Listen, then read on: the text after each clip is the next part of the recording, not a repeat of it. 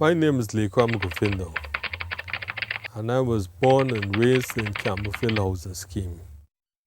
Well, I can't remember nursery, but I know I went to primary school. That would be St. Winifred's in Newtown. And I passed the common entrance exam, it used to be at the time. And I was awarded a place at Commerce Lodge Government Secondary. It was during that time at Commerce Lodge, I left church and started hanging with the wrong crowd. And when I was very bright in school, but when it was time to write the exam, I had an overdose of drugs. And I barely got out of the hospital to write 2 subjects, maths and English, and I passed them. When I was about age 15, some brothers in the church, they really offended me. I made a mistake and they started to beat up on me and they would ridicule me and so on. But after I quit church, I started to hang with the wrong crowd. And I started to rebel against parents and authority. I also started to drink and do drugs. And, I started to get into a life of promiscuity. And, it was a downhill from there. Coming out a drunken or a drug stupor, and my mother, she would be over me. And she would be weeping and praying that God, touch me, save me, and bring me back to Him. Firmly believe today that my mother's prayers, they really avail, that I'm here today.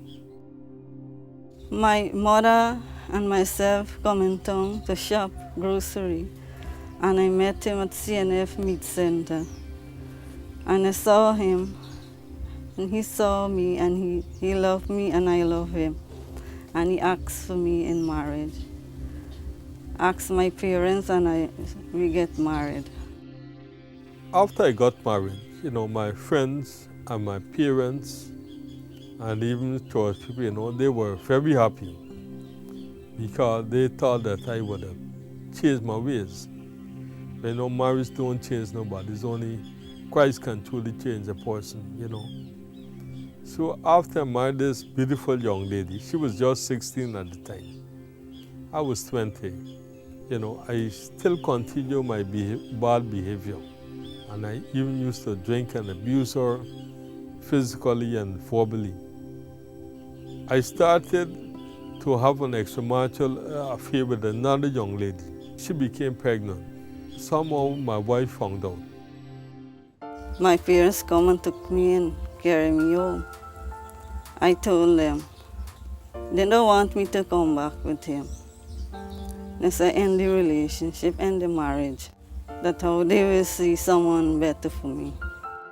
Well, after she gone, I kind of came to my senses a bit. I said I would change and so on. I had a problem in getting her to come back home. Her parents wouldn't allow her to come. Although I felt that she wanted to come. And I really missed her and my first son. He was just 6 months old. I reached a point that I then used to eat and, just drink. One night, I was an armed security officer. And one night I went to work, uplifted my service revolver. And when they dropped me at the location, after they left, I cut the telephone wires because there were other guys working with me. And I left the compound, and I took a car and went up to Namtu Canal. When my husband came, he asked my father to take me home with my child. And my father refused, and they had a little argument. I was in the hammock with my child. At Namtu Canal, I shot my mother-in-law and father-in-law and my wife because they didn't want to send her with me. And all that I can remember, I feel a burning in my head and fall on the ground. I was unconscious in hospital. When I wake up, I want to know where I am. And I heard the nurse tell me that my husband shoot me and kill my mother and father. I just shot the mother, the father, and her. And then I took the gun and pointed it to my head. And I squeezed the trigger again. I fired a shot. And I fell to the ground. I thought I was dead. And I thought everything was over now. Well, after I killed them, I figured, well, it's no use living also, you know what I mean? So I put the gun, and when I pulled that gun, I squeezed that trigger. I wasn't joking. I was prepared to die. But I don't know how the bullet missed because I aimed, to my head, around the area of my ear. But I don't know how the bullet missed me. Well, truly, I didn't want to live no more. I mean, after you kill 3 people, I felt the best thing for me would have been, had I died too. Anyway, it's not over until God says it's over.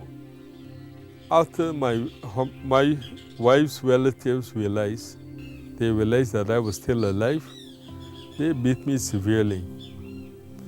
They beat me into unconsciousness.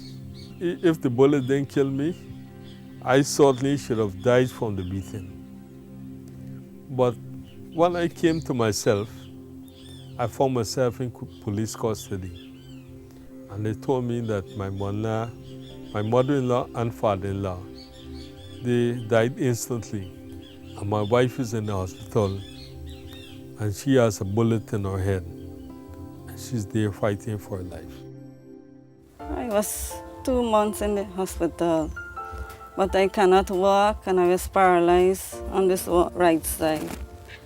The bullet shattered this eardrum. I didn't have an eardrum, I cannot hear, and it lodged in my brain. I cannot walk and even talk and do things for myself. Well, in prison, I found myself alive, and I did not want to die anymore. But I started to pray and read my Bible, and I surrendered my life to Christ back again. Well, if I had not gone to prison, I think that I would have, continued living in sin, and probably I might have been dead by now because of the rate I was going. My wife, she was injured badly, and she was sick also and now recovering. So she wasn't able to take care of my son. So my son was given to my mother to look after him and care for him. Well, when I came out of prison, we had no contact. But I prayed for my wife in prison. I asked God firstly to spare her life. And I asked God to keep her faithful and somehow make us to be a family together for His honor and glory. One day I heard a rap to the door. And when I opened the door, I saw her and she saw me. I honestly didn't know what to tell this woman. I mean, you killed her mother and father, and you almost took her life too, So I was speechless. My brother carried me to church. I used to pray regularly, and God spoke to me that I must take him back. But she just hugged me, and she told me, I love you, I forgive you, let's forget all about this, and let us start all over again. And that is how we were reconciled. And there I feel a peace and a joy. And I know it was God. I know it was God be with me. And God helped me to come to that decision. I always pray and see God's face. And God will speak to me in my heart. And I will listen. And God tell me he will not separate me from my husband. Her family did not accept the two of us together. And they were really mad about it. And they wanted nothing to do with her for that. As a matter of fact, they kept their distance for a number of years. One of the things that I paid for in prison is that God saved my relatives and reconciled us. My in-laws, that is my brother-in-laws and sister-in-laws and other family, but thank God most of them are saved today. And because of the fact that they got saved, they forgive me, and we are reconciled. As a matter of fact, I actually had the opportunity of preaching many times in my wife's brother church in Canal. And while I'm there preaching, I killed his father, I killed their mother, my other relatives, my other brother, my wife's other siblings, they're there in the congregation. That got to be the hand of God, because we should have been enemies of life. But we can now join hands together and tear down the devil's kingdom. Jesus is the way, the truth, and the life. Many of you out there are in marriage, are in pain, are in shambles, are in down. God can heal your marriage. If He can heal my marriage, He can heal your marriage too. Nothing is too hard for God. Nothing is impossible with God. I look around nowadays and I see a lot of young people, they're getting involved in rebellion against parents.